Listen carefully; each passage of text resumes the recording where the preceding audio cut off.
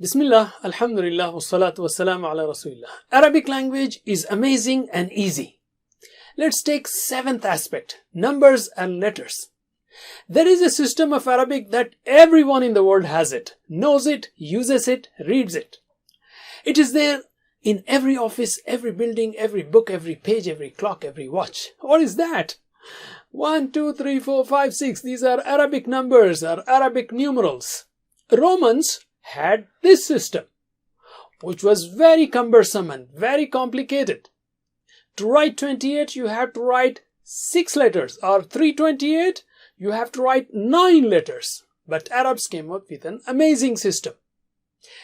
Every letter shape, every number shape should have the number of angles. So number 1 has 1 angle, 2 has 2 angles, 3 has 3 angles, 4 has 4 angles, and 5 and 6 and 7 and 8 and 9, and 0 has 0 angle, there's no angle. Isn't that interesting and amazing? So the whole world adopted Arabic numerals. Let's take alphabets now. Well, the word alphabets can teach you first 3 Arabic alphabets. Alif, Ba, Ta. Alphabets. Right? Indeed, alphabets is from Greek alpha, beta. And they got it from Hebrew alif, bet.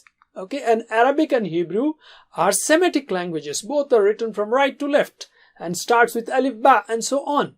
And this is the reference from Wikipedia as to what I'm saying. Even these 4 letters, K, L, M, N, are in similar order, like in Arabic. Kaf, Lam, Mim, Nun, sounding the same way. Remember, English is 1400 years old, whereas Arabic is 2500 years old, at least. Do you want to know more?